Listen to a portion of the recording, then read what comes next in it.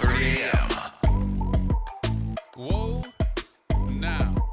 What's happening, good people? How's everybody? How's everybody doing? How's everybody doing? Welcome to Over the Hump Day in full effect. We got a lot to talk about. We got some stuff that we got to get into this hour. Plus, we're going to be talking to some folks on the phone today. Going to be our guest to talk about these topics. So make sure that you are telling everybody, tune in. Get us on Facebook Live as well. If you have not been on our Facebook Live, you'll also not only be able to hear us, but you'll be able to see us. Ride in your car with your phone hooked up to your audio system. So y'all be like, I'm getting ready to ride out of the area and I can't hear y'all. Hear us in stereo because your phone can pick up Facebook Live through the app and you can play us through your phone in your vehicle. How about that? I do that all the time. I do it all the time. Nothing like a little stereo. A little stereo.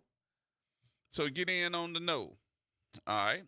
So I've been talking about these bills, but some of the stuff that y'all really, I think that we have got to put pressure on not only just our, probably our political folks that are in Baton Rouge, but we got to get the other representatives, those representatives that don't have Orleans Parish behind their name. They got some of these parishes that we hear they're against everything with New Orleans in it. Everything with New Orleans in it. So guess what? You should make sure that you are calling them as well and telling them, look, we're watching you. We'd like for you to be voting for some of these things so that we let them know that we're watching them. So there is a story today that talks about rental assistance. Now, let's be for real. We know who they are targeting. So let me read the story and then we can get into that. And we'll take some telephone calls too. And making comment about this and being our guest, about 425, somewhere in that area is going to be from our housing specialist, Miss Andronika Morris. She's going to join us by phone. The story goes as this. An analyst by the National Alliance of End Homelessness shows that as many as 9 million people could become homeless if the United States Department of Housing and Urban Development ends their rental assistance program. The program is administered by HUD. They provide federal assistance, rental assistance that is, to millions of households.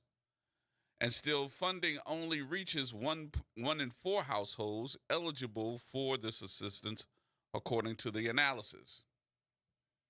While HUD is systematically underfunded, communities use the limited funds that they receive to target assistance to older adults, disabled people, and people who work hard yet but have extremely low incomes.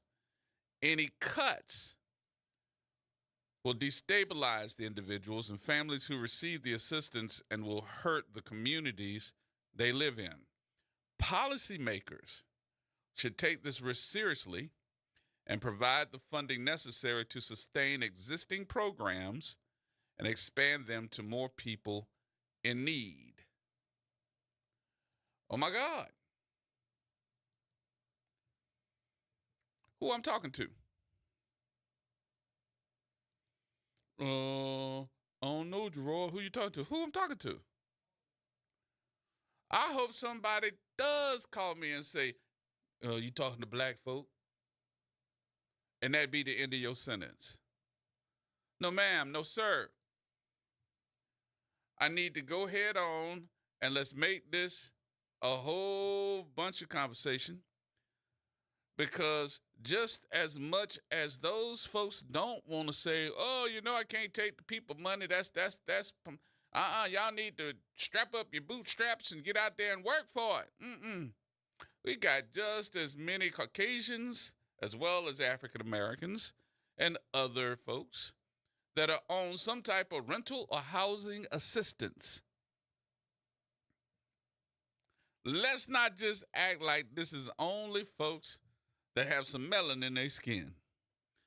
And if I'm not mistaken, just as many are on this as African Americans. Rental assistance, and some of us really don't realize what we are getting into when we start talking about other folks. Rental assistance is more than likely some of those notes that you get for rental can be higher than some of the notes that you get for ownership.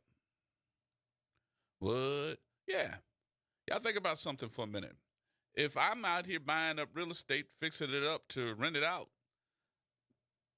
don't you think that I'm more than likely going to be making a little money on top of this? This is my business. This is how I'm going to make some money, buying property and renting it out to you. So if the note costs me maybe $500, guess what I'm going to do? I'm going to rent it to you for $1,000 or $1,400, $1,500. Because I got to not only pay the note, I got to pay the insurance. I got to keep up. If something break, I got to send the handyman out there because once you own it, you're responsible for it. So I got to charge you a little more. So I said to myself, these folks that would not be able to get some type of rental assistance, because y'all know too that within the last, and I would go back as far as maybe 10 years. And for here, I would say since Katrina, because rental prices went skyrocketing when there was a need for a bunch of places and nobody, the higher the need, the more it's going to cost. I can charge more. Then we start seeing a lot of these different bungalows and new townhouses and all this start coming up. And then I want to get in them, and guess what? They're going to cost you a little bit more. So folks that do have rental properties were like, well, they charging for it. I'm going to take my prices up. Then there was a shortage of places to live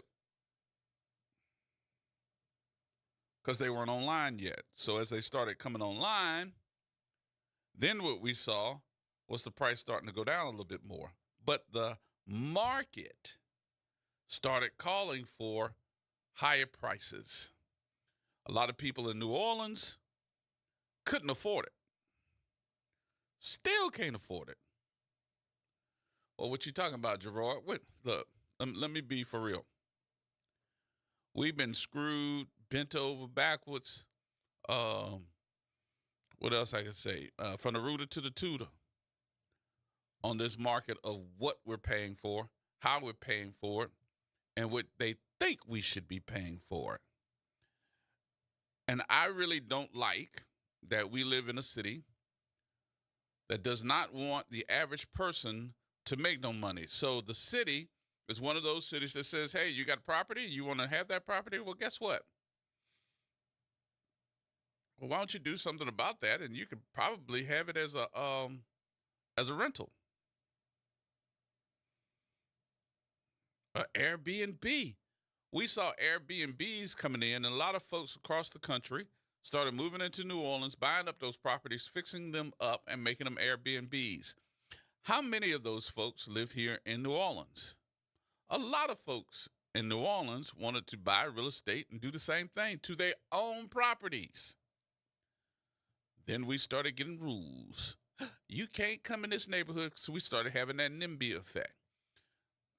And let me go ahead on and be true to that, too. Y'all know why that came out.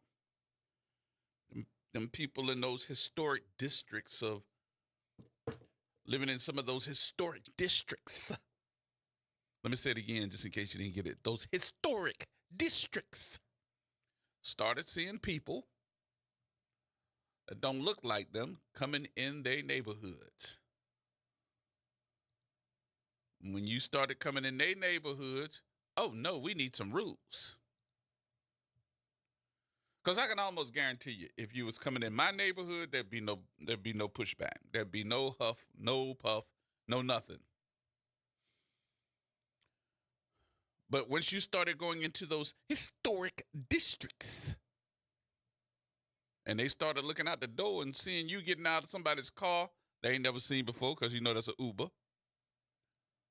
with your bag, going into their neighbor's house, and then you don't look like them neither? Oh, no. And you wanted to have a party and turn up? Oh, no.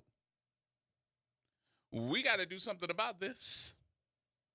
Can't be having y'all coming up in my neighborhood. I know all the people in it. It was quiet.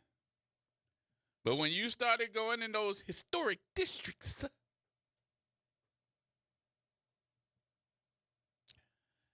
needless to say, the Karen woke up in a whole bunch of folks. Yeah. I'm getting ready to call my representative and start talking about people coming in our neighborhoods since they're leaving trash. They're having parties. And we don't know those people. So we need to do something about that. That's one of the main reasons I can guess that there became laws, or should we say ordinances, about you owning property and making it an Airbnb. Nope, you got to list it. You can't have it, but you spent your money. Ain't nobody help you fix that place up. You spent your money to do it.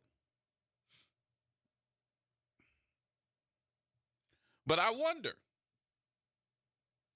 is that same type of you got to do all these different rules in other cities? I've never heard of it before. This is the only one I heard of. But you don't want me to make money by selling stuff when we have people coming to the city for an event or a national event or international event. You don't want me to make money at a football game, basketball game, or any other type of game. But you keep bringing all these folks here, and it's an opportunity. So I legally bought and invested my money into a property. But we have found a way to legalize NIMBY. Y'all understand what I'm talking about? Legalizing NIMBY. Well, what is NIMBY, Gerard? It stands for Not in My Backyard. Okay, so now that I have done all of this, and we're talking about taking away this money for renters to be able to live, are we going to tell the banks that now is the time to open up your doors, open up your coffers, to make it easier to give people the opportunity to get a loan? Oh, they got to have good credit. They got to have this. They don't have anything. They don't have no collateral. Well, where do you start? Where do you start? Kevin. Hey, we first of all, thank you, man, for having these conversations, because it's not, as I say all the time, it's not happening pretty much anywhere else for the most part, to the extent that you guys are doing it. But like I said, I'm the broken record. The bottom line is this: if we don't do this together, I think I heard Martin Luther King say this: either we're going to live as brothers or die as fools. If we don't start thinking at a little more elevated, pragmatic level, we are going to suffer the consequences of that. So I'm saying all that to say this: we've been in America what 400 years and been going through the same crap that never changed really, except for a degree. But the results are the same. Until we accept our responsibility to be accountable for ourselves, regardless of all the obstacles that have been put in our place and will continue to be put in our place forever, until we realize that racism, white supremacy, is a pathologic mental condition, and it doesn't serve anybody except the primary beneficiaries. And the ones who are the primary beneficiaries are the ones who created those circumstances. wealthy ruling class to take advantage of the 99% whites and black. And look, we're talking about housing vouchers and stuff like that. Look, African Americans are 10-12% of this population. It stands to reason that most of the people who are getting these government assistance is going to be the primary large number of the dominant population, which are people who so-called consider themselves, which is an artificial construct, white. First of all, until we start addressing the fact that there is no such thing as white and black human beings, we're never going to address the root cause of this. Racism, white supremacy has made all of us insane, everywhere up and down the economic line and social line, until we start addressing pragmatic issues rationally. Okay, so the bottom line is this: until that happens, we have to operate in a way that everything has been framed. No one takes care of us like us, since we're being forced to suffer the same consequences. Being a certain African American, we fit that look. And guess what? Don't think just because somebody happen to have some of the similarities of look like you. The bottom line is look at what they do. Mm-hmm. Look, what people do tells you more about them, or what they don't do for that matter, tells you more about them than their skin color. All right, Kevin, okay. I got to go into my break. Appreciate you, though. Thanks for the call. All right, coming up, we've got Anjanika Mora. She's going to deal into this and talk about the story and give you some other details. Everybody hold tight. Anjanika coming up next.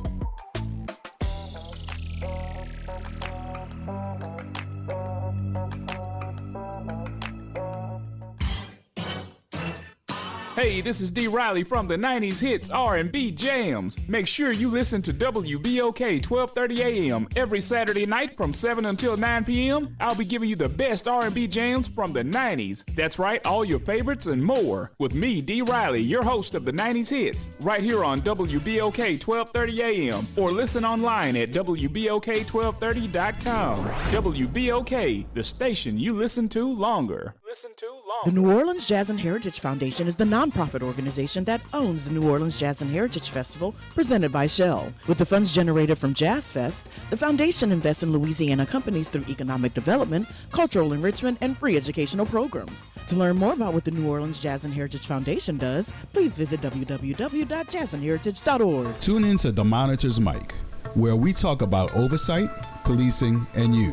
Hosted by the Office of Independent Police Monitor. We're here to shine a light on policing issues that matter, from real-time policing updates to in-depth interviews. Every Friday at noon on WBOK. The legendary Broadway show is back. The Wiz. The Chicago Tribune raves. It's an eye-popping, high-intensity revival and a cause for celebration. The music, the voices, the legend returns. Entertainment Weekly says, run, don't ease on down to this spectacular revival. The Wiz. Playing the Sanger Theater May 13th through 18th. Tickets at BroadwayInNewOrleans.com. This summer, let your child's creativity shine at Camp Art, New Orleans' most vibrant, arts-driven camp experience for kids ages 4 to 12. Hosted by Beyond the Stage, Camp Art blends visual art, theater, music, dance, and creative writing with New Orleans history and culture. Plus, field trips, guest artists, and camper showcases. With full-day programming before and after care and sessions starting June 9th, it's the perfect fit for working parents. Fun, enriching, unforgettable. Register now at BeyondTheStageLLC.com/campart and follow us on social media at Beyond the Stage LLC.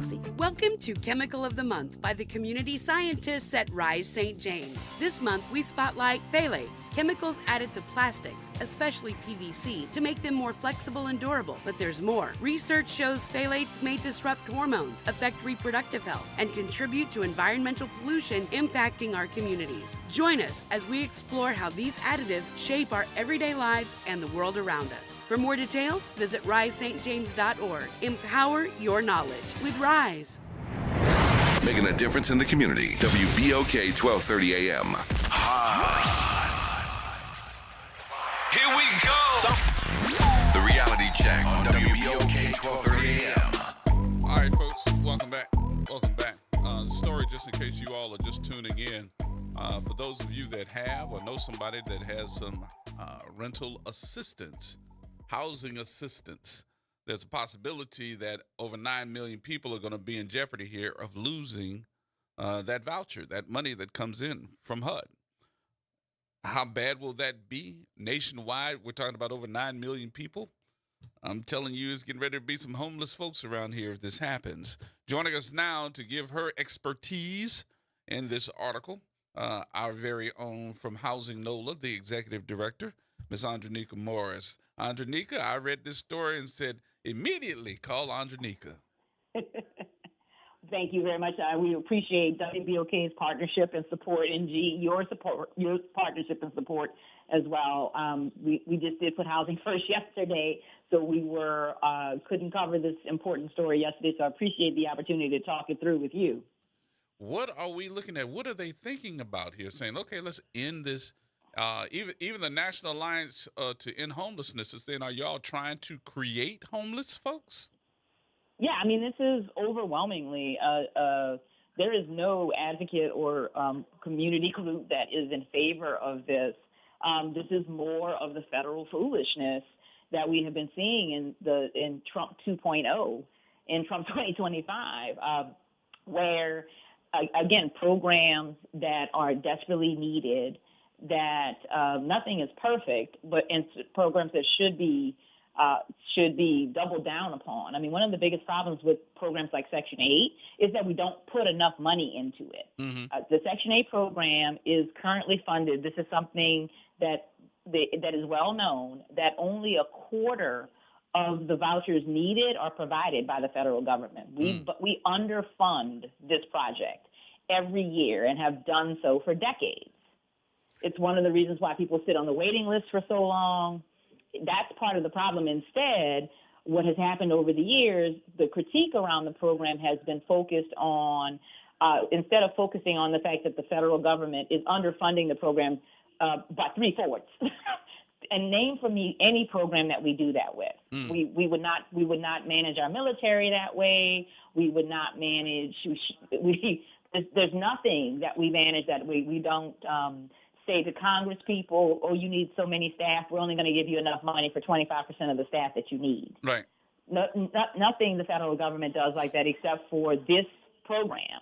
And those numbers are not made up any other way. Meanwhile, we are spending more money annually on subsidizing wealthy homeowners. So we spend more money subsidizing wealthy homeowners than we do on Section 8 and public housing combined annually. So we actually have the money. We wouldn't have to raise taxes or do anything else. We would just stop having to subsidize. We're subsidizing wealthy people instead of subsidizing the people we know need help. We know that these folks, because they're working jobs that they don't make a lot of money, they're elderly and they're getting by on benefits, they don't make a lot of money, they're children, they're kids who've aged out of the foster care system, who don't make a lot of money. We know the math doesn't math. And in New Orleans, we're talking about over 18,000 households. Well, when I looked at it, I said to myself, and that was probably the first question I was asking about, are we trying to create another cycle of homeless people? It made me think about what happened during the Super Bowl when we started wanting to hide the homeless population here and put them all out there on France Road. Well, the outcome of that, I'm still throwing my hands up and saying what happened, because there's no news media, there's no coverage, there's no news presses, no press release, anything about what happened to those folks on France Road now that the Super Bowl and the Sugar Bowl is gone.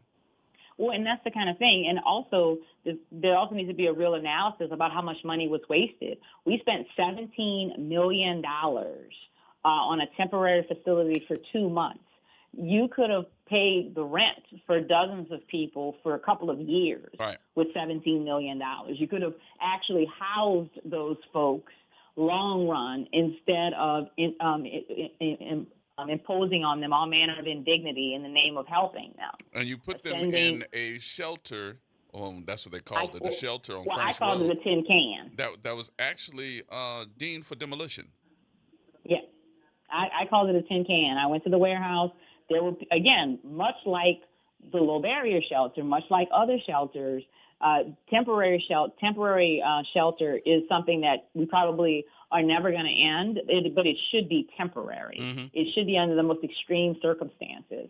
If your house burns down and you don't have anywhere to go, if there is a weather event and you need to be evacuated, temporary shelter is just that. But when you deal with things like homelessness, or you deal with things like housing insecurity or people being doubled up, the only solution is long-term housing. And there are a number of programs out there that, if they were properly funded and properly managed, they could be transformative inside of our communities and would allow many people, frankly, to progress to the same kind of self-sufficiency that people pretend to espouse when they're talking about this. They talk about, social welfare with disdain. They talk about, people being in generational poverty. And as I was listening before you went to break, the previous caller had a lot of really insightful pieces to offer about how much of this is insanity and illogical, because it is predicated upon race, the construct of race. But it's designed to trap certain people and then exploit them, and to justify trapping and exploiting them, demonizing them and saying, Black people are lazy, Black people are violent. But let me put some statistics to this, and I want you to help me out, because I'm putting statistics to something that I really don't have the statistics of. And I was saying to myself that as I look at the population, and we're talking 9 million folks nationwide that could end up being homeless because they can't afford the place they stay in because of rental assistance, if they take it away. Are we really talking about just Black people? Because I would think that it is perpetuated as a rumor that it's more Black people, but it's more white people than Blacks. Yes, no, absolutely. Now, we, in a place like New Orleans, right. Not every situation is the same.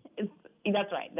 But in other cities, in other communities, yes, no, you absolutely would be talking about. Now, obviously, minorities, ethnic minorities, poor folks will overrepresent those groups. But yes, you're still talking about the plurality of the people being white, but they're poor white people, and somehow they don't count when things are those poor souls. But that's farce. I mean, that's a farce. That It is. But it is. It's also what lets them, vote against their own interest, because they're trying to get to whiteness, to the version of whiteness where they don't need social programs, social welfare programs. So yeah, they get to hide behind us, because we are overrepresented. I will say that. It's not like only 12% of the population of voucher holders are African Americans. As I read into this, some of the I guess some of the construction of some of these bills that they're putting together to work on this is trying to make those that do receive some type of rental assistance, voucher, whatever you want to call it, they're trying to make them say, okay, if you want this money, you got to get out and you got to do some work.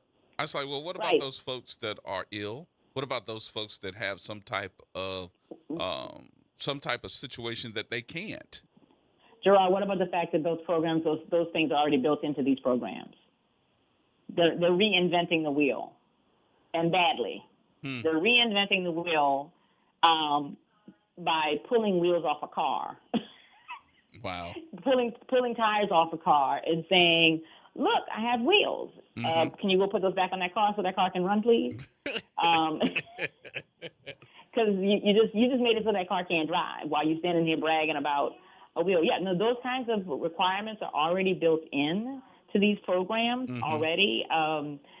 There have been we have battled over this over the last 30 years. The entire time I've been doing this work, this has been a huge push at the federal level. And in some instances, we've actually done the people we're saying we want to help, we've done them a disservice with some of these rules and regulations, but they already exist. There's already, one, just the way the Section 8 program works, unless you're disabled, unless you're a senior, unless you meet certain requirements, you have to work.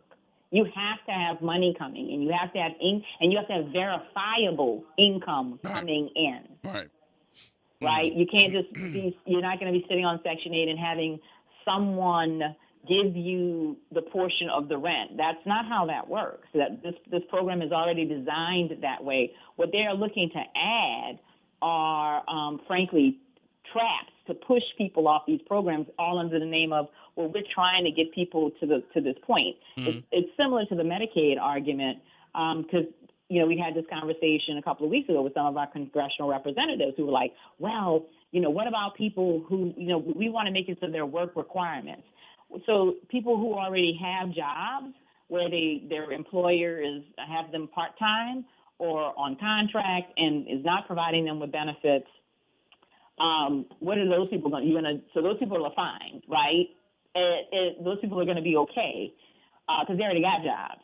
So you're going to let them keep their Medicaid. Crickets to that question, right? They, again, insist on jumping to the stereotypes.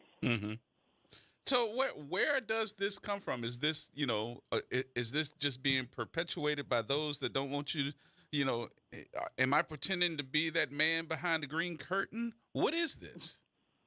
I mean, again, this is the Trump administration taking terrible ideas and making them law and making them reality in the name of, codifying some of the most inane practices that we have in society. Let's blame the most vulnerable. Let's blame the people we ill serve. Let's blame them for the fact that our lives aren't all that we imagined. And let's we've elected these kind of demagogues before, usually at a lower level, but this country is really struggling with this issue, and housing is always one of the key areas. This is why we say put housing first, because you're seeing it now, right? As this affects other people. When this first got talked about, I mentioned to another interview. Not only are you talking about the 18,000 households, you're talking about a 40 to 50% cut. So you're talking about maybe 7 to 9,000 people. Households in New Orleans. But you're also talking about the places where their kids go to school. Our school board has been having serious problems that they don't like to talk about because they don't know what to do about it, right? And that's why we say put housing first. They don't know what to do with the enrollment issues. The reason you have enrollment issues is because housing is too unaffordable. Your students, who are overwhelmingly African American and renters, are being pushed out of stable housing. They're doubling up. They're moving out the inner city. They're going to the country. Moving out of the city. Right. So what happens is you fall into homelessness. You usually might double up, and that's proven. The city of New Orleans, the Orleans Parish School Board, reported the 23-24 school year over 3,000 homeless children. Wow. 3,000 homeless children in its schools. Those are children living with families, and they're doubled. The lion's share of them are doubled up. So, but that's the next piece. You're either going to stay doubled up or you're going to move out of the city. And guess what happens? You lose that student. You lose those resources. I think the data center came up with analysis that in the last 2 to 3 years, maybe 5, I forgot exactly what the years were, that at least we have lost somewhere in the neighborhood, somewhere between 3,000 to 5,000 folks. More than that. Is it? More than that. We maxed out. Yeah, we maxed out. I know. I think they did it. That might have been in the last couple of years, but we've lost population. We maxed out a few years ago at almost 390. We're down to 360,000 people. And again, that's still post-Katrina. Pre-Katrina, we were at 490. I was about to say just about 500,000. Yeah, we haven't cracked 400,000 in the last 20 years. But Katrina, The we lost closest- 150,000. But that Yeah, does right. not mean that 150,000 folks said, "I'm coming back home." They may have said it, but they can't afford it. Or they couldn't make it. They could not make it back. We've grown new population, new people being born, children being born, people moving and relocated. The closest we got is almost 390,000 people, and now we're down to almost 360,000 people. So we've lost significant population in the last few years. Mm-hmm. Which is the problem. Like, so we're losing people. We're no longer growing. We're no longer progressing. No, we're not having people come here and try to make it work, or people come back. So if you We're had to put losing down, population. People are choosing not to live here anymore. So if you looked at it and said, okay, look, let's do some type of outreach to those folks to see what their causes were, why they decided to leave. Well, what do you think that list would look like? They would say the rent, utilities, and we would know that. And for some of those people, they would say insurance, because you got homeowners selling their houses and exiting stays left.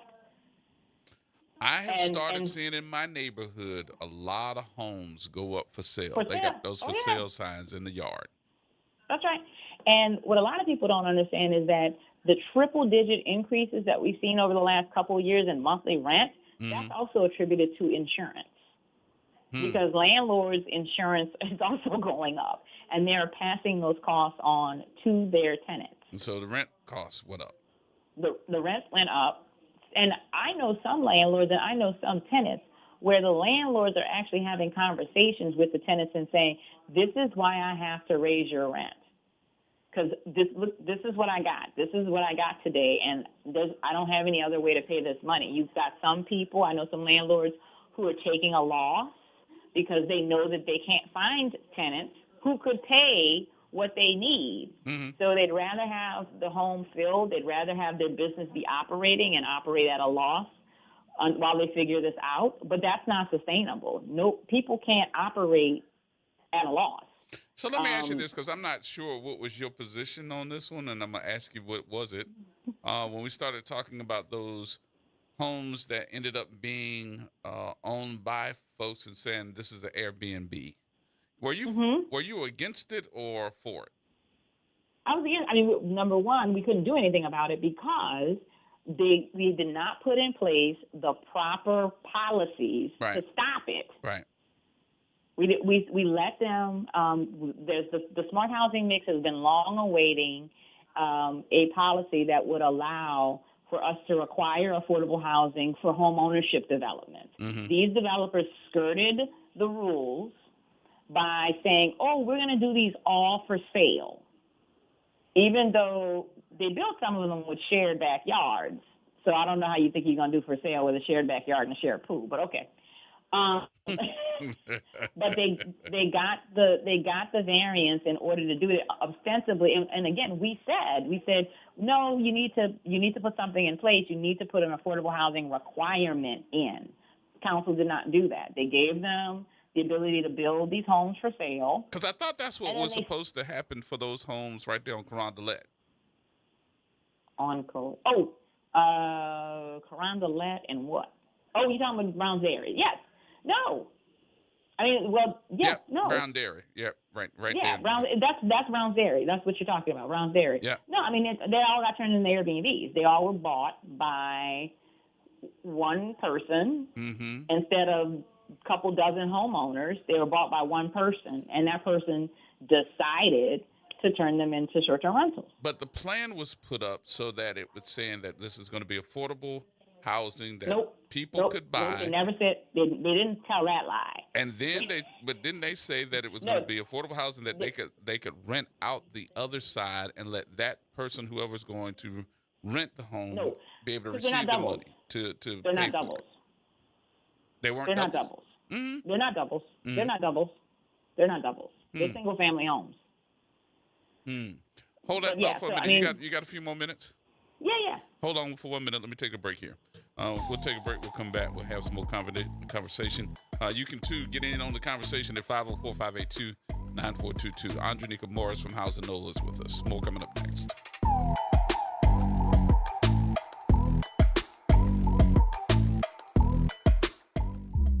Hey, WBOK, Ryan Richardson here, host of a new show called Conversations with Ryan Richardson. Join me every Saturday live from 9 a.m. until 10 a.m. as we sit down and discuss mental health, disability, drug addiction, and everyday life issues. If you're ready to have a real conversation, let's get it started, New Orleans, every Saturday from 9 a.m. until 10 a.m. right here on WBOK and streaming worldwide on WBOK1230.com. Connect with NOLA Public Schools. Follow us on Instagram, Facebook, and X for the latest updates. Sign up for District Digest, our official newsletter where we share district achievements, celebrate student successes, and keep you informed about our vision of providing a high-quality education. And don't miss our school board meetings. Watch in person or live stream on YouTube. Stay informed. Stay engaged. Visit NOLAPublicSchools.com today. Again, that's NOLAPublicSchools.com. Hi, this is Cary Grant. Let's elevate every Tuesday through Thursday from 6 to 7 p.m. as we discuss the community, the country, and the world, from politics to current events and sports. We look forward to your input and continuing the quality programming on your community station, WBOK. Join us every Tuesday through Thursday, 6 to 7 p.m. on Elevated Conversations, the Arnie and Cary Show. Saints of God, it's time for us to tell you the truth. It's time for you to start your 21-day challenge. Don't take another day. Do it right now. Call 504-701-4711. That's the Whole Water Stove, Pastor David Impartian Sr., the host of Change Your Water, Change Your Mind. This is the water that's designed to change your body, the way you think, the way you act, and the way you look. Why don't you start your 21-day challenge today? For $35, you can start it right now. Call me so we can set up your appointment. 504-701-4711. That's 504-701-4711. Change your water, change your mind. Why'd I go to the doctor? One day at the firehouse, I was so lightheaded I could barely stand. Even my crew noticed. Getting checked out was the right call. Turns out I have atrial fibrillation, which increases the risk of stroke about 5 times. Symptoms like irregular heartbeat, heart racing, chest pain, shortness of breath, fatigue, or lightheadedness can come and go. But if it's AFib, the risk of stroke remains. If you have symptoms, contact a doctor. I'm so glad I did. Visit NoTimeToWait.com, sponsored by Bristol-Myers Squibb and Pfizer. If someone asks, let them know you listen to WBOK. Here we go. The reality check on WBOK 1230 AM. All right, folks, welcome back. Welcome back.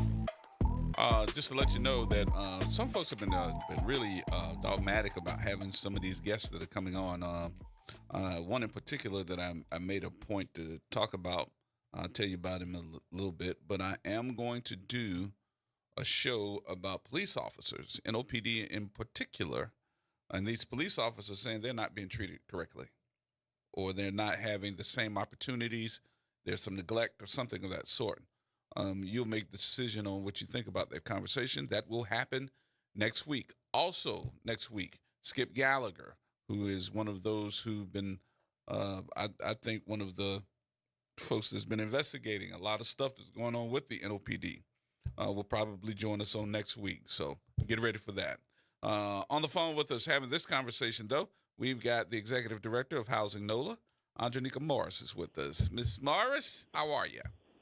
I'm good. Thank you for having me back. Good. Back with this conversation, though, but should people be alarmed about this? Yes. Because and let me tell you why I'm asking that question. And anytime I see a national story, and it makes me go, well, guess what? This guy loves Trump. That's our governor. So is he going to follow the protocols? Well, I mean, again, a lot of this is going to be outside of a lot of people's hands. If the federal funding is cut 40%, that means the money stops flowing to the housing authorities who administer it, and they will have less money, and they will have to notify the tenants as they go to renewals that they don't have enough money for them, and that will be that. The people we have to talk to are our congressional leaders.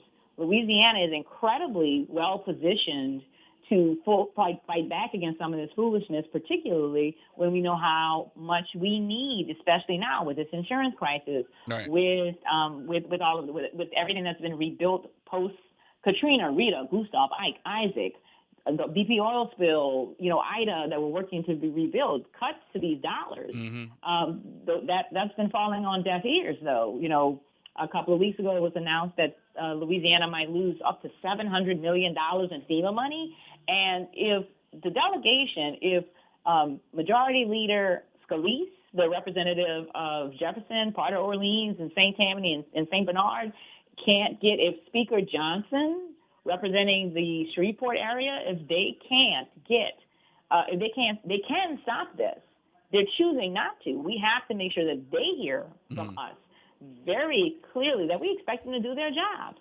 Congressman Troy Clarter has been fighting for this. He joined the Public Housing Caucus, so he's pushing really hard to make sure these dollars stay in there. But and so is Congressman Cleo Fields. But you know, all 5 of the members of the Louisiana delegation need to be in lockstep around this, and they need to be using their influence, and our two senators.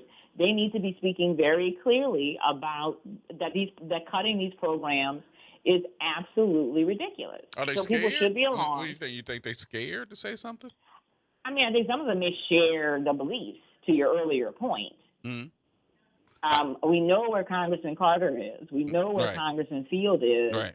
Where are the other? Where are the rest of them? I don't see how they can't see the fact that a state like Louisiana, if I had to put top 10 states that are dependent on the federal government, Louisiana is always in that top 10. Yes, exactly. And so, again, I think you did make the point that's interesting is our governor seems to be somewhat complicit with this by talking about the magic money that's going to come by bringing in all of these businesses, a steel mill in St. James, a couple of data centers. Not when we're giving them tax breaks. Right. Then that's not going to help us offset this. Not when they're not going to hire. I mean, again, just think about the cuts to a New Orleans.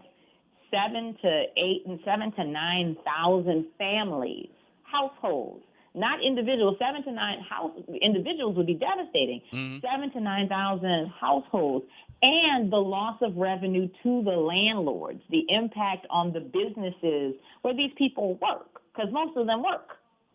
Wow. And none of that hole's not going to be plugged by a steel mill in St. James Parish or a data center in northern Louisiana. Or a grain train that's coming through the Lower Ninth Ward. That's not going to help. Right. None of that's going to close those gaps. Not nary none of that. And we're lucky. We're going to be lucky if our port hangs together with this tariff nonsense. Well, if you look, a lot of those trucks have stopped going to the port, and then a lot less container ships are coming into that port. And I don't think they understand the devastation of who it's going to affect.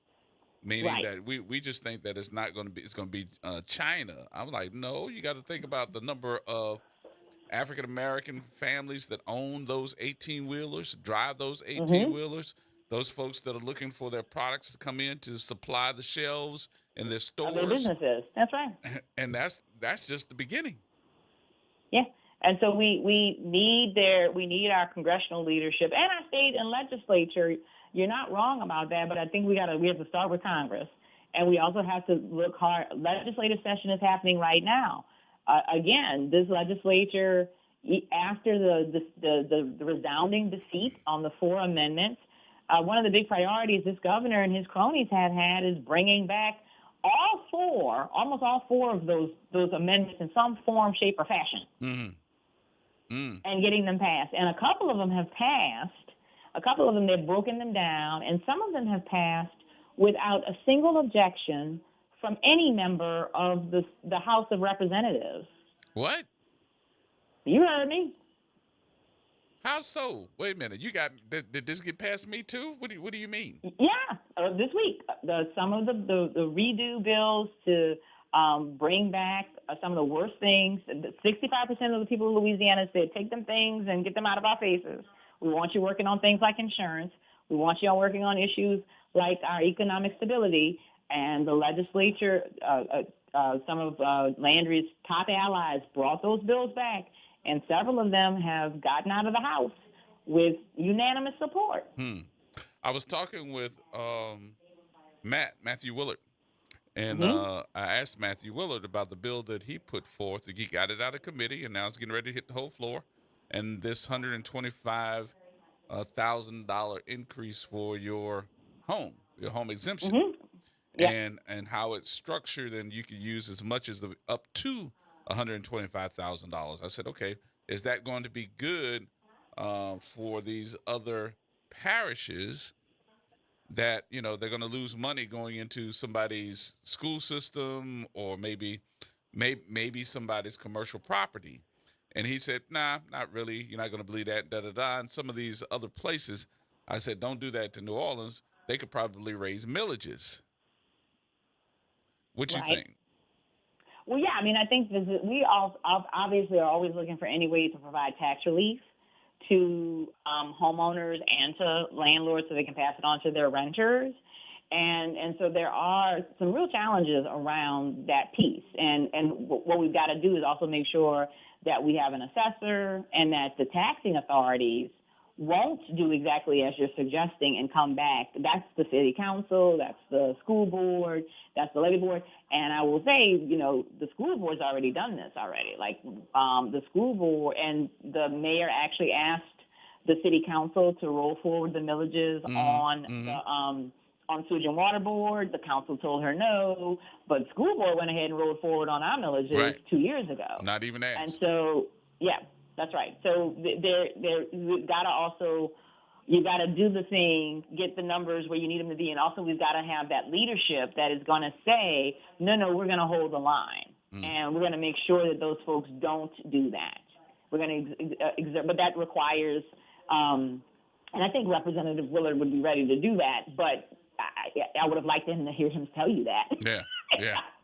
He's still working on it. He just got that out of committee. Said he just got it to the floor. So I said, okay, all right. So let's revisit it. He said he agreed to do that. So I'm gonna do that. All right. That's what we need to do. Final few minutes though. What do we do as a community to make sure that we don't lose this HUD money? Call Congress. Call your congressman. Even if your congressman is Congressman Fields or Congressman Carter, and you know they're on board with it, call them anyway, and make sure, especially with Congressman Carter's role on the Public Housing Caucus, he needs to be able to hear from his constituents, that this is happening. That's it. Pressure bust pipes. We got to start there. Yeah. And then letting the legislature know, letting folks know.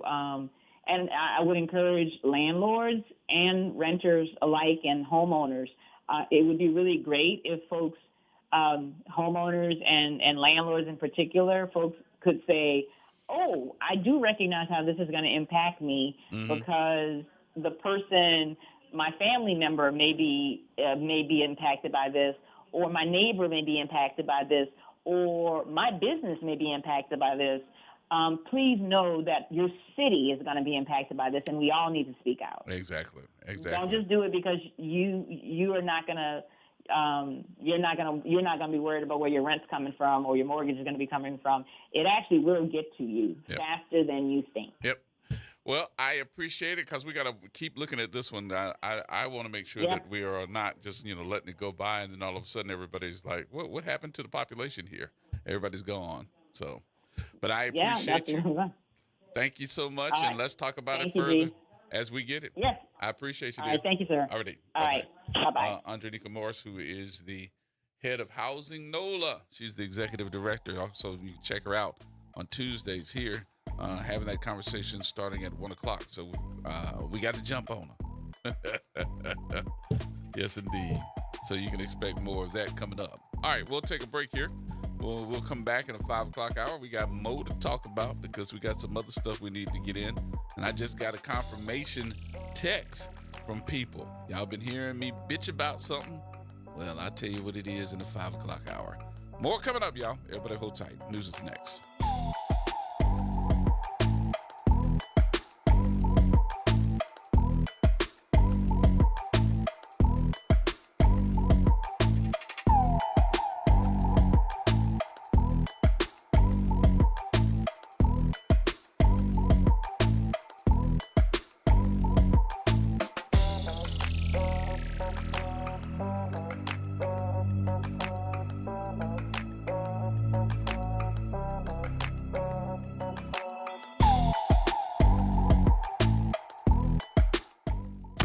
From the campus of Xavier University, WBOK Go and Equity Media Station. I'm Amber Payton with BIN News Now. Black New York City Mayor Eric Adams is announcing the next steps for reopening storefronts that once operated as illegal cannabis shops. Illegal establishments and locations have an opportunity to reopen as legal businesses. Since launching Operation Padlock to Protect, the city has seized $95 million in products from over 1,400 shops. Black New York Attorney General Letitia James is suing Capital One, accusing it of hiding a higher interest savings account from customers, costing them millions. She says the bank misled users and told staff not to mention the better account. And John Ewing Jr. has made history as Omaha, Nebraska's first black mayor, winning with 56.3% of the vote. The former deputy police chief plans to focus on jobs, housing, safety, and urban revitalization. He'll be sworn in June 9th, just before Malcolm X's birthday. Get BIN News Now on demand 24/7 on the iHeartRadio app.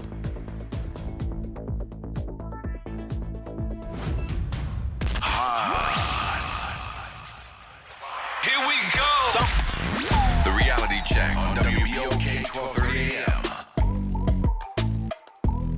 All right, folks, welcome back. Welcome back. Gerard Stevens with you. It is Wednesday. I want to thank Andronika Morris for being our guest last hour from the Housing NOLA nonprofit, the executive director, giving us all the details about, well, are we getting ready to lose some of this money? If we do, it's going to be a problem. It's going to be a problem. But we'll see. We shall see. I'm hoping that that's not going to be the case. But we shall see. T-Bone, what's happening? Hey, G. I'm sorry I don't know quite what the topic is today, but I want to call you, brother, and thank you. Just came from by the community bookstore. Had a nice little chat. She got you? She got me thinking harder than I ever thought. And she asked me to go ahead on and print out my manuscript. Mm-hmm. She was a wealth of information, but a lot of it is like, wow. It was more mind-blowing than it was anything. Because she blew your mind? Wait. Damn. Well, you know, when you're an author and you're a fan of fiction and people throw some authors at you and you're like, wait, I hadn't read that. Oh, I got to read this. Oh, you know. It's sort of like being a kid going to a candy store. You start seeing the good stuff you might didn't try and stuff that you should try, you know. Yes, but indeed. The other part is, you know, she's making me think, you know, doing it through a bookstore may help in terms of getting my book out. Mm-hmm. And reminding me of my uncle, because he actually told me that with his own book, that he did really good through the community bookstores throughout the area with his own book. So I'm going to print it out. I'm going to go back and talk to her, and I'm going to start doing some digging and seeing what I could do. There was something else, too, that I was going to tell you the other day, but I didn't say it on the air, but because I actually forgot. But one of the things that I think that you should do is not only just talk to her. She got, don't get me wrong, Miss Vera got a whole bunch of knowledge. I mean, she's been doing it forever and a day. But I would also probably recommend that you talk to some other book authors. Start looking up not only just at community, but also look at what's the bookstore right there off of Elysian Fields. Start going over there a little bit and looking to see when they start doing, because every weekend they got somebody over there that wrote a book that's doing an in-store. And what I mean by doing the in-store, they're in there signing books and talking about their books. Hopefully people will go in and buy their book. So I would go and talk to them too, how they get it published. You know, there's a whole bunch of legal stuff that you need to know. And I'm not the one to tell all of it because I've never published a book. But I know some folks that have. Warren Riley is one of them. You know, I don't know if you knew that he has a book called In the Eye of the Storm. and he's talking about what happened during Katrina, and with the 20th year anniversary coming up, I know that his book is going to really take off because he published it, but he also had to find out all the different things, and that's the legal stuff, And now wait a minute. Why haven't you wrote a book, brother? You've been doing journalism and communication for a minute. I probably, ask myself that at least once every 30 days. How come you haven't wrote a book? And then somebody will tell me, man, you should write a book, some of the stuff you know. I said, I know. And I just haven't had, I guess, the sit down time that it takes to write that book. And then, you can go and find your ghostwriter. I mean, there's so many different things to get a book out. And then my deal is this, nothing to write a book. It's good to be able to write a book, but I want to go a little bit further. Not only just write the book, but I also want to have an audio book. And then the other part of it is I want my book to end up being a movie. Well, let me say this, okay? People that have, my friends who have read my book, and I know that sounds like a cliche, but my friends that have read the stuff I wrote have always told me what I wrote sounded like a movie. They said what? And that's what led to. I didn't hear you. What you said? They said what? What I wrote already sounded like a movie that should have been made. Mm-hmm. And they've thrown money behind it. One of them put money down for a cover for me, another, and then came back and told me, look, put it on Amazon, pay for an audio book, because some people want it in an audio book, and right. I just haven't been able to put the resources and the time together. Then you have to figure out, who do you want to read your book? Are you looking for a person as far as a well-known voice, somebody that does voiceover work? Would you want like a Morgan Freeman or a Whoopi Goldberg? That's going to cost you some money. Well, I auditioned a girl that does audiobooks. Mm-hmm. And I got to tell you, because I have a female protagonist, it made the book have a whole nother perspective to me when I heard her read it. And I was like, wow. Well, either way you look at it, I mean, it's got to be something that's going to suit you. And probably, I always look at it like this, especially when we start talking about doing productions. I might like it, but I want somebody else to see it or hear it that's going to be honest with me and tell me if it's good or tell me if it's bad. But I'm not looking for somebody just to agree with me just because they know me. Yeah, I know. I want people to succinctly read it and not just. I don't want a yes person. I want somebody that's going to tell me, okay, this part sucked, this part was good. You really could have went more in depth here. I want the real.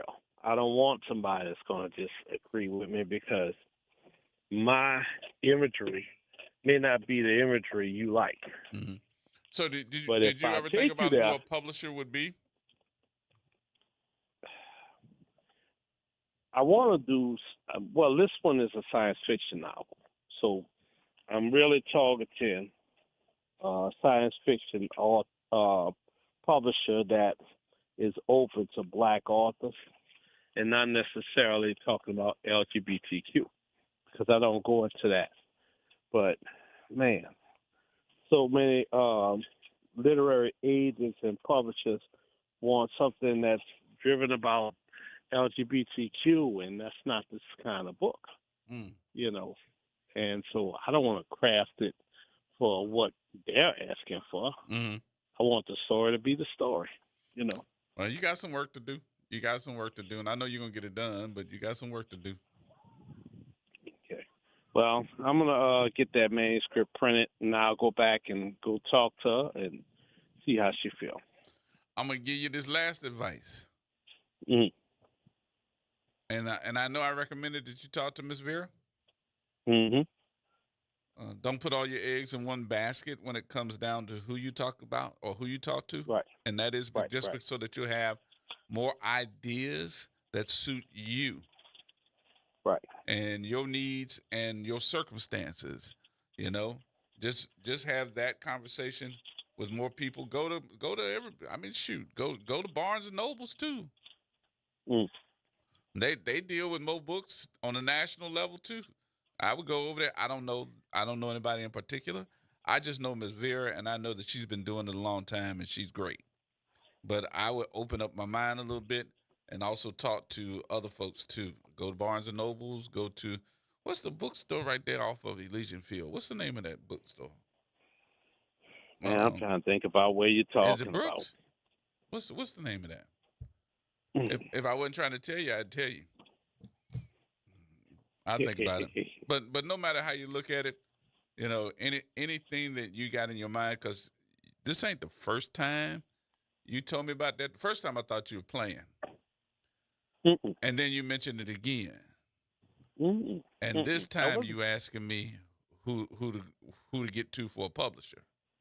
Yeah. So that let me know that's still on your mind.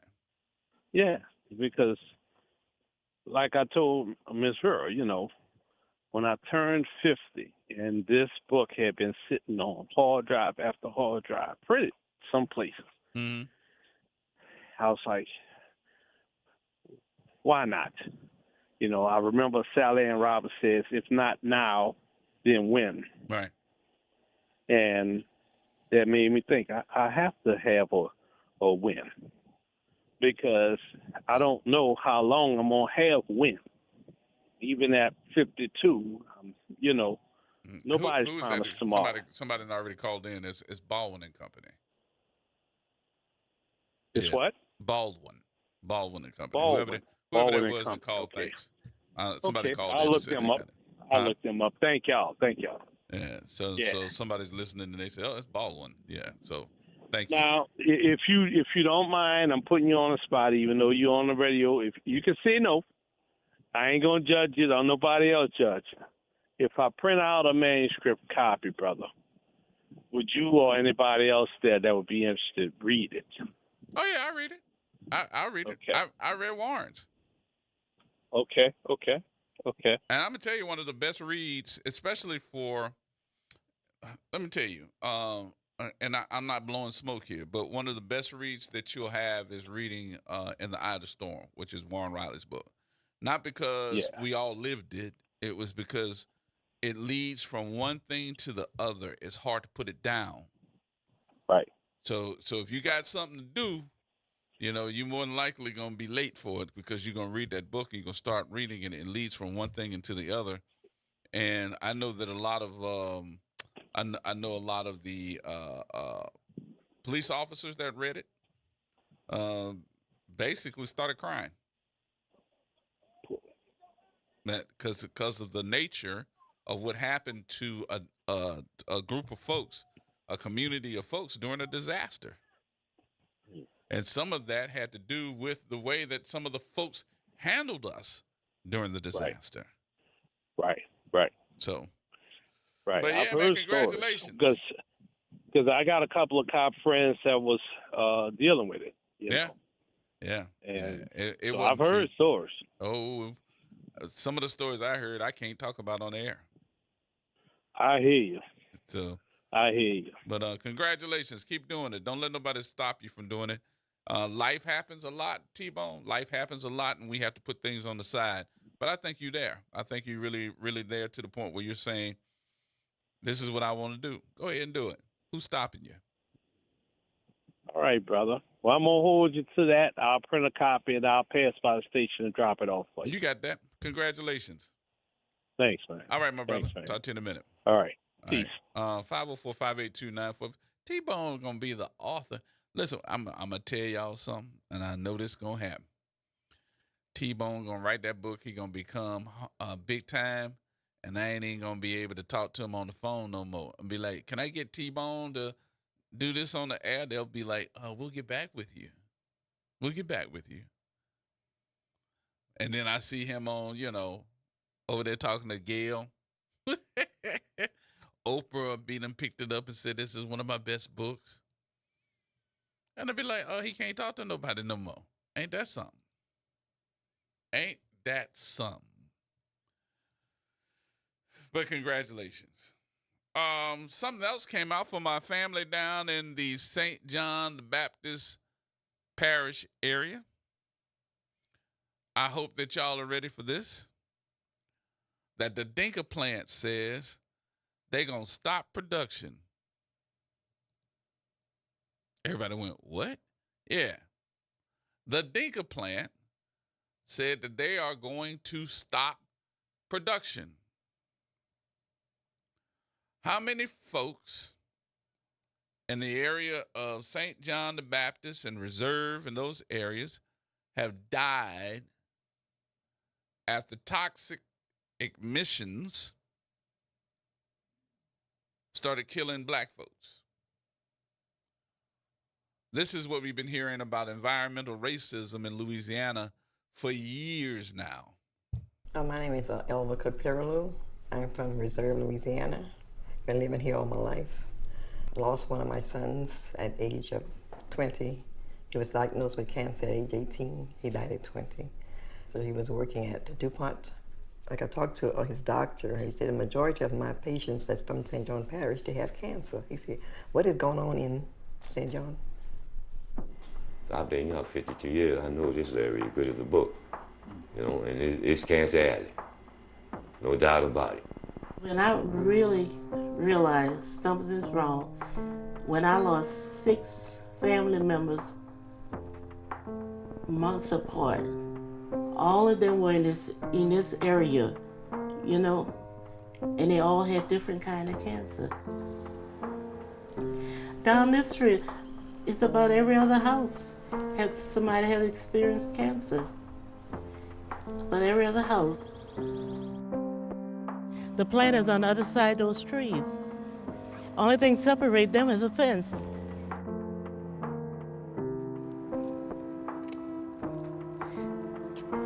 They were a really sweet couple.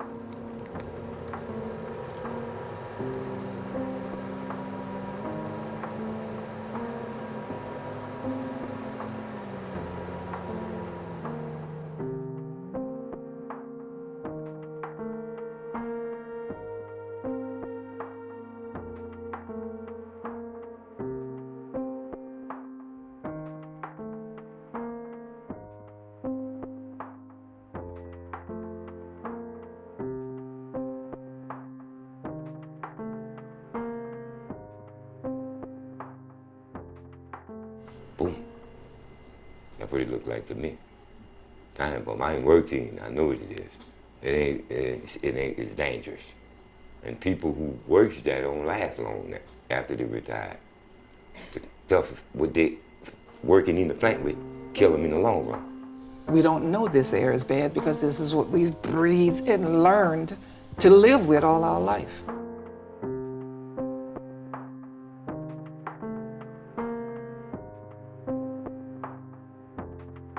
EPA has determined that the likelihood of contracting cancer from air pollution is 800 times the national average as a result of emissions from DuPont.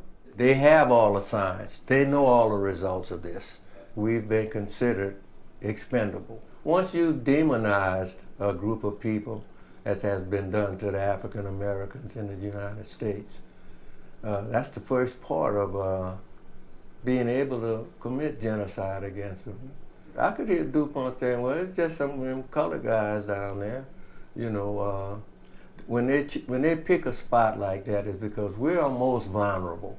And they ain't helping, you know. Since I've been in St. John Parish, and had a DuPont man knock on my door and said, Mr. Perry, you all right? People don't care about nobody, man. All they care about making a dollar. And they don't care who they knock out the way to make that dollar. Because DuPont need to make a certain level of profit, they tell me, why don't I get up? Why don't they ask DuPont that? They're better able to do that than the poor people here who've sacrificed their lives, blood and tears for this. This is my home. I chose to live here. I bought this lot and I built a home here and we raised our, don't we have the right to do that? We were here first. They invaded us. And when they came, they said they was gonna make it better for us. They still had great opportunities and everything to grow. Now the whole story has changed.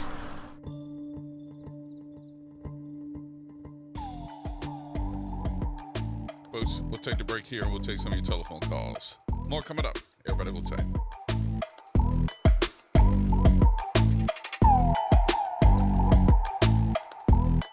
This is the Bloomberg Black Business Beat. Kohler, the company you probably know best for its kitchen and bathroom fixtures, is also heavily involved in golf.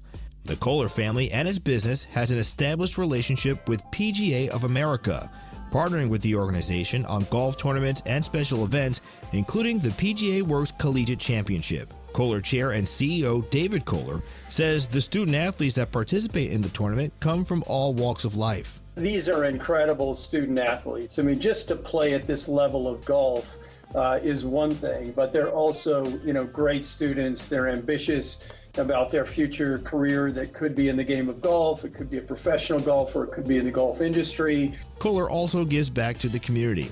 It provides a grant to the PGA Works HBCU Golf Scholarship Endowment as part of an effort to help get more young people from diverse backgrounds access to the sport. I'm Bloomberg's Justin Milliner. On the Black Business Beat. I'm David Patan Sr., owner of Whole Water and Food Over Medicine Academy, coach, consultant, and instructor. We're excited about our 21-day challenge. Stop, prevent, and reverse disease today. Cholesterol, diabetes type 2, high blood pressure, along with chronic illnesses and diseases. We believe that the gift of wellness is the greatest gift, and for $30 per month, $1 a day, you can have this gift for you and your family. I'm Phyllis Washington, and I've benefited with health and weight loss. For your gift of $30, healing and wellness can be yours. Call 504-701-4711. That's 504-701-4711. The Whole Water Store. See you at 2135 Washington Avenue today. Are you passionate about community safety and police accountability? Tune in to The Monitor's Mic, where we talk about oversight, policing, and you. Hosted by the Office of Independent Police Monitor, we're here to shine a light on policing issues that matter, from real-time policing updates to in-depth interviews. Get the facts and stay informed. We're breaking down complex issues, highlighting community voices, and holding people behind the badge accountable. Join us for an informative hour every Friday at noon on WBOK. Your city, your police, your show. The Monitor's Mic.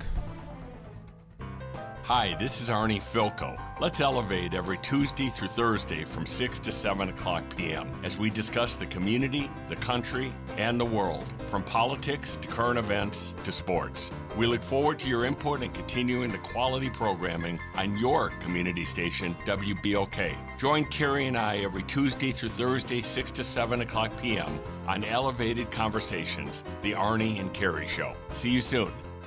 Do you know what United Way can do for you and your community? Find out by listening to United Way and You every Thursday at noon on WBOK 1230. United Way continues to fight for the most vulnerable members of the community. Find out how this Thursday and every Thursday at noon. Hello, I'm Gary Clark. Please tune in to Dr. Clark 101, The Living Classroom, which is broadcasted weekly every Wednesday at 12:30 p.m. on WBOK 1230 a.m. on your dial. And as always, it's been a pleasure. The New Schools for New Orleans team would like to send a huge congratulations to all of our graduates across New Orleans public schools. We wish you all the best on the next chapter in your life. Know that you are destined for greatness. Making a difference in the community. WBOK 1230 AM. Here we go. The reality check on WBOK 1230 AM. All right, folks, welcome back.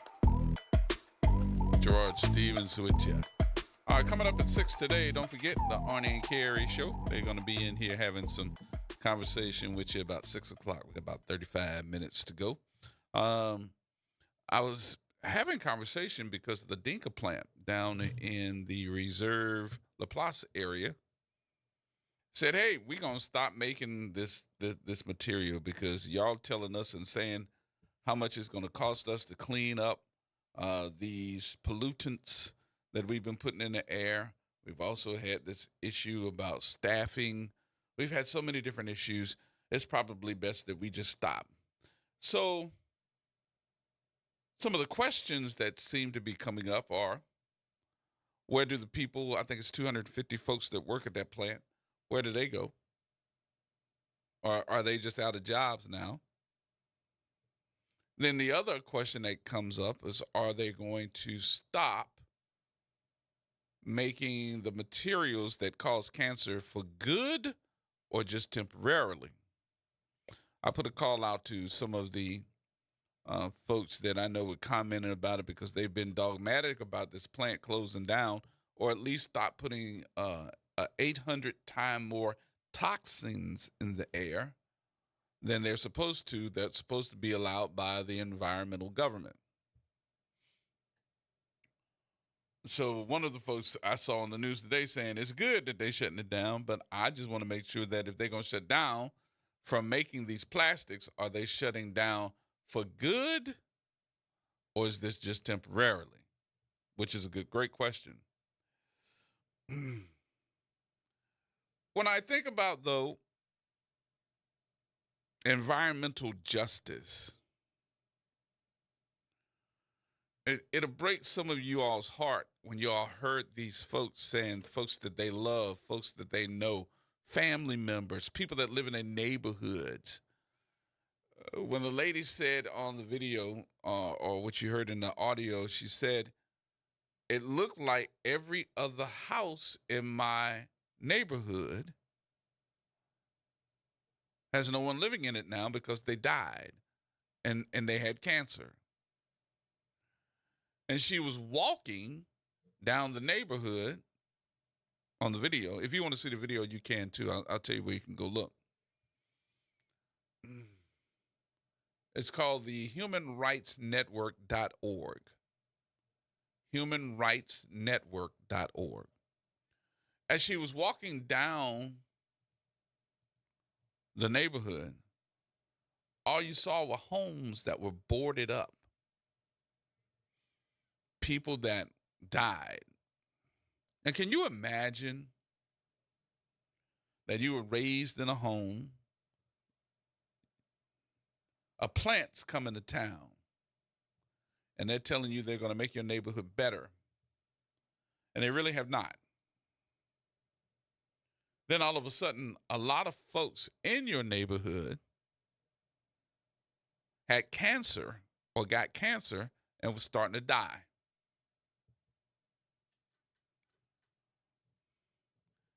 Then you have those folks that are now talking about environmental justice, environmental injustice. And they're proving it and telling you about the toxins that are in the air and have been doing it. But yet, and I'm hearing that, I want everybody to hear me on this. You've proven it, that you've got all these toxins in the air. The federal government has said they got a certain period of time that they got to clean this stuff up. And they're heeing and hawing. But will we still have that type of going back and forth, having political folks to say, oh, they fine, everything's good? If we said, okay, lift that plan up and put it in your neighborhood, Mr. Governor, Mr. Senator, put it in your neighborhood and see would you like it. It bothers me that we continuously have these environmental injustice issues when we know and proven, seen the data of this plant putting toxins that's going to cause cancer in black neighborhoods.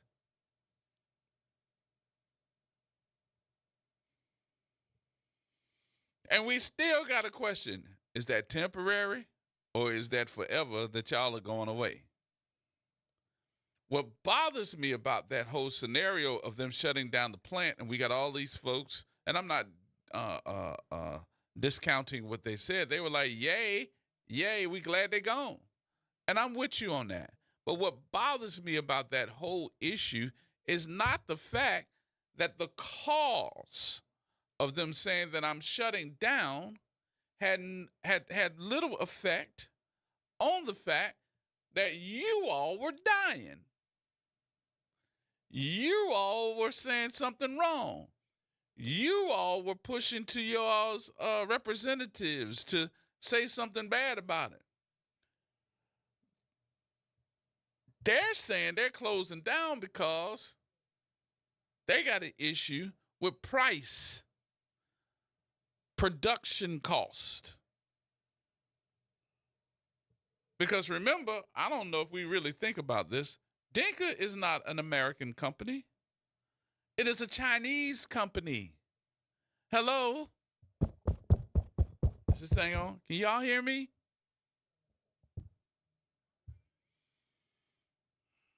Their costs went up. It ain't worth it to them no more.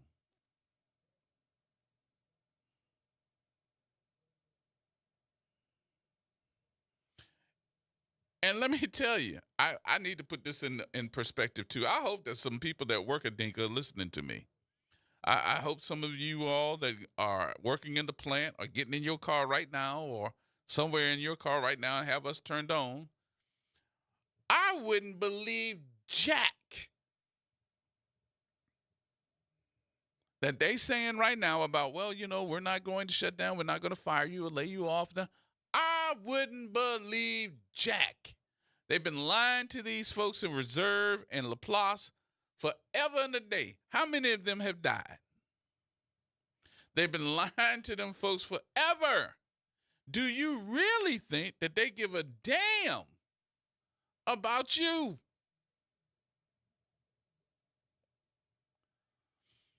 Everything that comes out of their mouth should go in one ear and out the other. And I gotta criticize them too. I gotta talk about your governor. It was embarrassing to see you get into a convoy truck, Suburban, or whatever you ride in, come down to Laplace and tell those folks how great of a company they are and they need to do this and they need to stay there and da-da-da.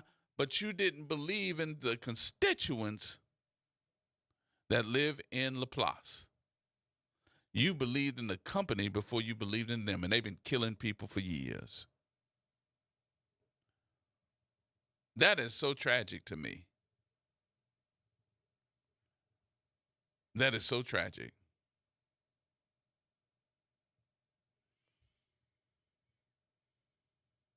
One thing that I do know is that these folks that are telling you something's wrong here, they ain't no dummies.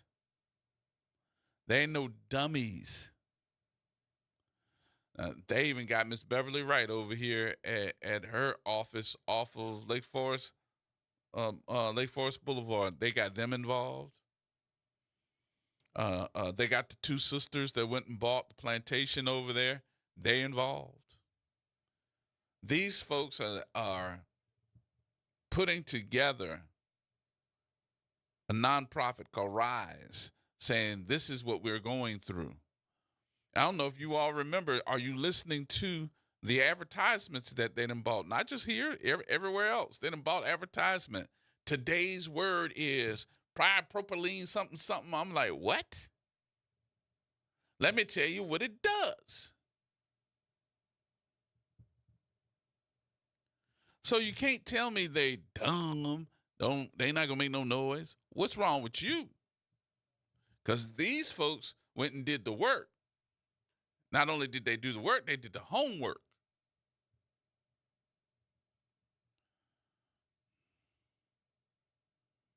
And don't be playing with the Taylors, because they not scared of you. What do we supposed to do? Now they're saying, well, you know, we'll take the win. I understand to take the win, but it's damning to me. It's actually I don't know what else to say about it. Not only just disrespectful, but I'm wondering, are those folks ever going to say, we sorry? Hey, listen, we were listening to you all too, and we decided that it is best that we shut it down. They're not going to apologize because the young lady from Rise said it best on the television today. She basically said, we'll take the win. But what we don't know is, are they shutting down permanently or temporarily? Because nobody's ever said anything.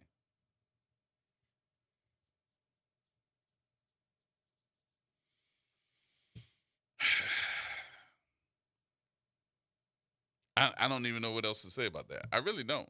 I don't know what else to say about that. So we're going to try to get somebody from Rise on. We'd already put the call in, see if we can get them in as well, so we can have that conversation. I actually put a call in to Ms. Tish Taylor to have a conversation with the Concerned Citizens Group from St. Bernard Parish.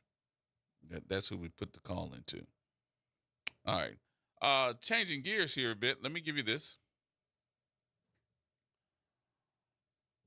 Because I want to hear your story, too. I don't know if anybody's going to pick up and tell me because they may have felt a certain way. How many folks are now getting text messages from the toll tag people, or pretending to be the toll tag people? You owe this amount of money because you didn't pay your toll tags. Anybody getting those text messages? Somebody asked me last week, I'm getting these text messages. Oh, you got them? I got them. How many of y'all getting the text messages from, is that Easy Pass? Or pretending to be Easy Pass, saying that you owe money to the toll tag people? It's a scam. Now, this came from the Orleans Parish Sheriff's Office. Said they are warning of the phone scams, which are targeting the families of inmates as well. According to the OPSO, the scammers are impersonating OPSO personnel, asking victims to send money using peer-to-peer apps or gift cards to exchange for securing a loved one's release.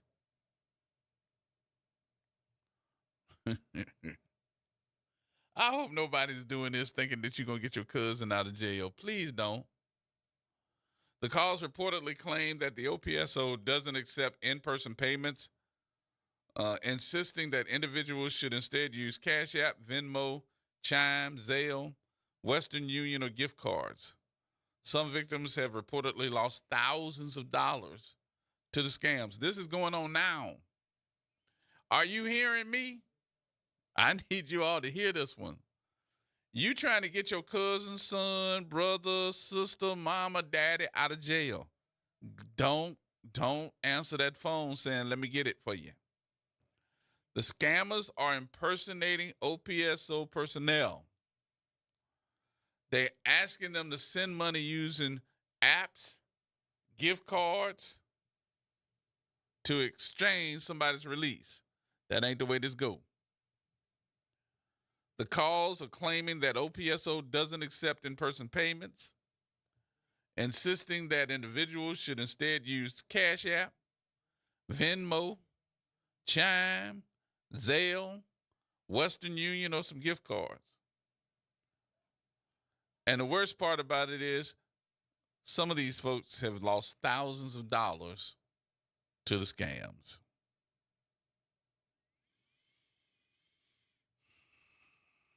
Yes, indeed.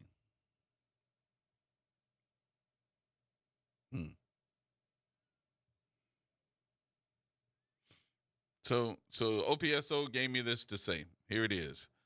To clarify some of the systems that OPSO don't do, and they want you to make sure that you know this. The Orleans Parish Sheriff's Office does not operate any ankle monitoring program or bonding system. OPSO will never contact anyone to solicit the release of a detainee. They will never solicit or accept payment for detainees' releases, and does not request or accept funds via peer-to-peer payment platforms or gift cards. They just don't. They say contacts claiming to represent OPSO and asking for money should be dismissed and reported immediately. Those who wish to legitimately support inmates with money can do so through the Access Corrections app or website, through one of the 800 kiosks worldwide, by calling 636-888-7004. That's 636-888-7004. And at several retailers through registration with Cash Pay Today or by sending money orders through OPSO's Lockbox system. If you need some information, you can go to the OPSO website, all right, so that you can do that today. But I guess we get desperate when somebody calls you and says, hey, you want your daddy out? You want your mama out? You want your brother out? Send me some money. I can get him out. We'll release him. It's a scam, y'all. And there's plenty of them starting to go around. So, but don't fall for it. I know that, you get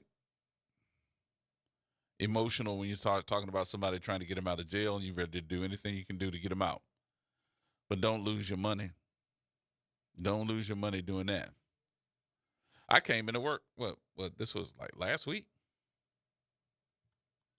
I think this was like last week.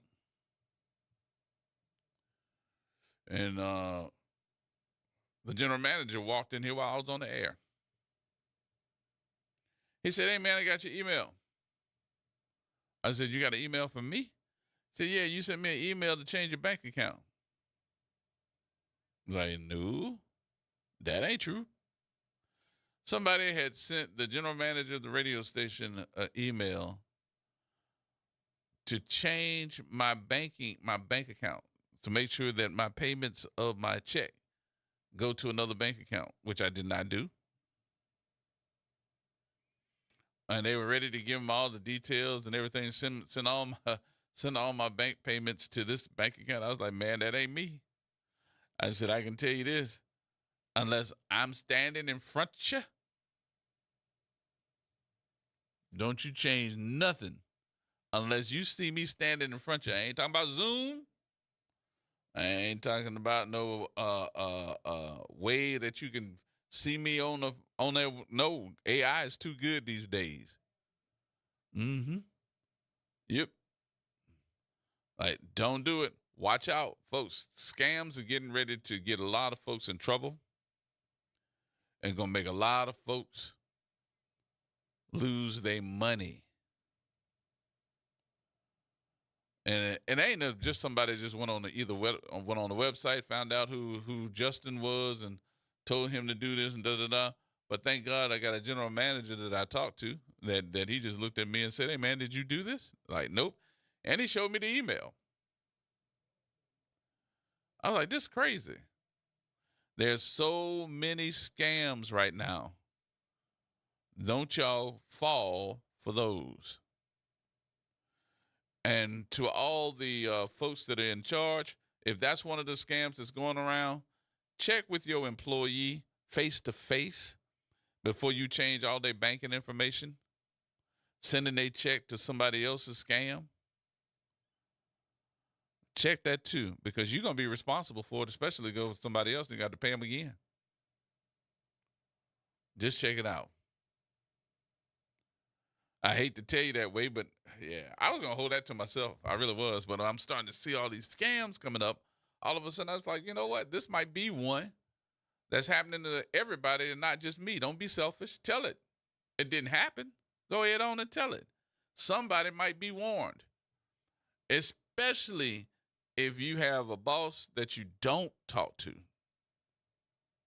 And that happens all the time, too. And they just think that you send them an email and you're giving them the directive to change your banking account information so that your check, especially if you go, what is that, like direct deposit?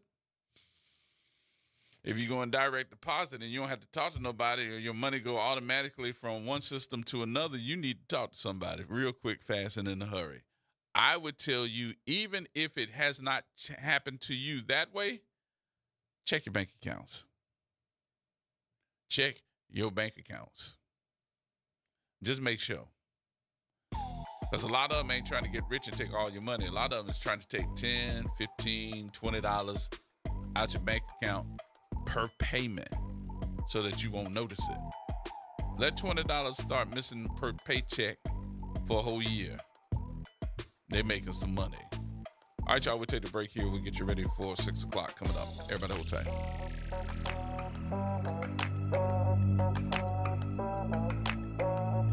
AURN News. I'm Ebony McMorris. Republicans are moving fast to push the One Big Beautiful Bill by Memorial Day, a massive $10 trillion mix of tax breaks, benefit changes, and border spending. On taxes, they'd make Trump's 2017 cuts permanent, plus exempt tips, overtime pay, and up to $10,000 of interest on U.S.-built car loans. They'd roll back Biden's clean energy credits to help cover roughly $3.7 trillion of that cost. Families under $400,000 would see the SALT cap jump from $10,000 to $30,000, and seniors could deduct up to $4,000 of Social Security income. Now, for food stamps, states would start paying 5% of benefit costs in 2028 and 75% of admin expenses, while work requirements stretch up to age 63. Medicaid would add strict work asset tests, risking coverage for at least 7.6 million people. For AURN News, I'm Ebony McMorris. It's Off the Top with Norman Robinson on WBOK 1230 AM.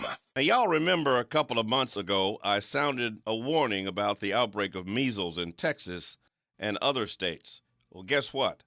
Louisiana health officials are now sounding the similar alarm here in the Pelican State, specifically here in the greater New Orleans area, where health authorities have now confirmed 2 cases. I recently spoke with New Orleans City Health Director, Dr. Jennifer Avegno. She says, here's what we need to know. 1, both cases involved unvaccinated people, individuals who had an international exposure. Neither of them had to be hospitalized. Dr. Avegno says it's unclear whether there is any relationship to the over 600 cases in Texas, but that we should expect more national cases related to that outbreak in the future. 2, to protect ourselves, Dr. Avegno says, you should make sure you and your children are vaccinated. It's the only protection against the measles. Unvaccinated individuals have a more than 90% chance of being infected if exposed to the disease. A measles infection, by the way, can range from mild to severe, and get this, can wipe out immunity to other infections. 2 children have now died from the measles, and we must be vigilant and take this outbreak seriously. In spite of what Robert Kennedy Jr., our whack job National Health Secretary, has advocated in the past, no vitamins, supplements, or medications can prevent you from getting measles. With this measles outbreak, even Kennedy, a measles vaccine opponent, had to switch up when he saw what was happening. The most effective way to prevent the spread of measles is the MMR vaccine, he said in the 3rd paragraph of a lengthy X post, formerly Twitter. Folks, don't gamble with the fate of your family or our community. Get vaccinated. Even wacko RFK Jr. has seen the light and realizes lives are at risk. This is Norman Robinson, Off the Top. Hi, I'm Leo Jackson, host of Sunday Gospel here every Sunday morning, 5 a.m. to 7 p.m. and 12 o'clock till 2 p.m. You don't want to miss this move of God. It happens only on WBOK. You listen to all day long. NOLA Public Schools is excited for the rest of this 24-25 school year journey with our families, watching our students dive into learning, growth, and success. As the school year continues, our dedicated educators are focused on keeping every student engaged and motivated. Let's keep embracing new challenges, celebrating achievements, and supporting each other to make the rest of this year even more impactful. Stay connected with your school and NOLA PS through our social media channels for updates and resources. We're here to help our scholars attend today, achieve tomorrow. The legendary Broadway show is back. The Wiz. The Chicago Tribune raves. It's an eye-popping, high-intensity revival and a cause for celebration. The music, the voices, the legend returns. Entertainment Weekly says, run, don't ease on down to this spectacular revival. The Wiz. Playing the Sanger Theater May 13th through 18th. Tickets at BroadwayInNewOrleans.com.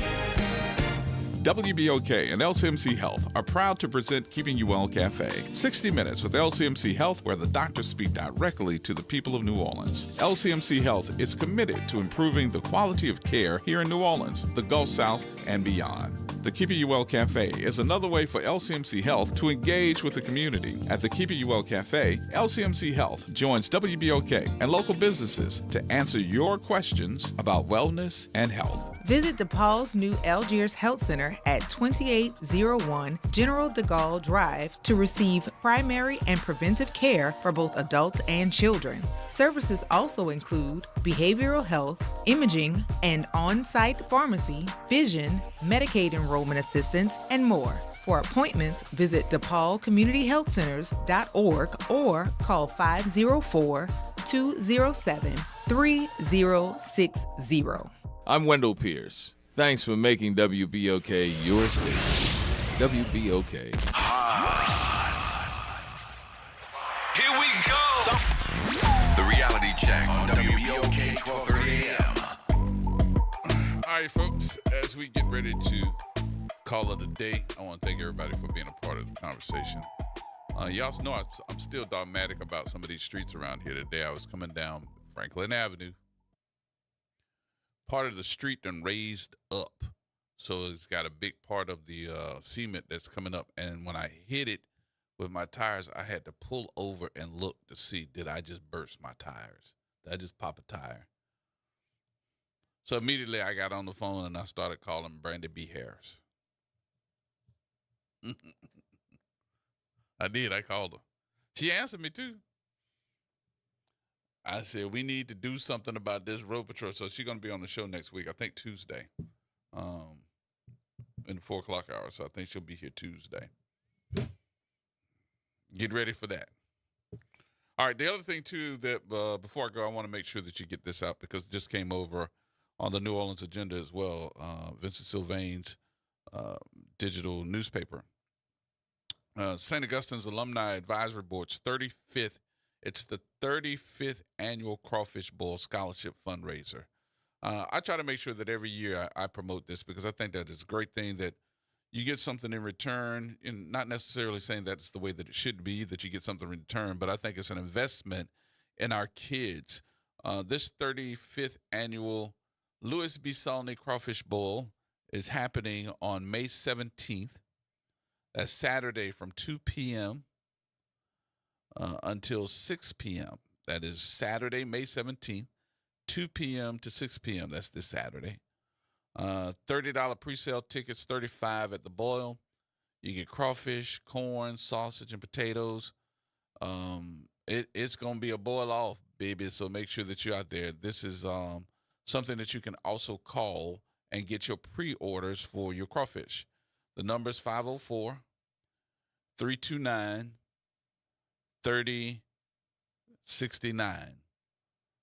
504-329-3069. Call Mark Boucray and get your pre-orders in now because they usually sell out. They usually sell out. All right.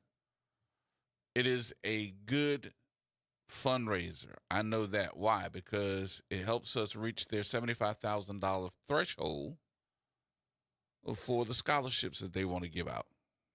So a lot of scholarships and that money. And look, a lot of these young men probably need to go to a all-boys school where they have different discipline. A lot of great folks have come out of that school. A lot of folks and a lot of great men still come out of that school. So this is a good time for you. $30, shoot, that ain't nothing. Get your crawfish. The pre-sale goes on right now. Mark Boucray is the person you need to talk to. His number is 504-329-3069. All right? Make sure that you call them and get your crawfish now because they sell out. And they good. They good. They take their pride in that. All right. That's going to wrap things up for me. I appreciate everybody for being a part of the conversation on today. I think we got some things covered. Had a good chance to talk to Andronika Morris and, of course, a couple other folks that were part of the show. We'll be back on tomorrow to give you some more. All right, coming up, we've got Arnie and Carrie. They are next. We will see you on tomorrow right here at 4 p.m. on WBOK. Have a great day.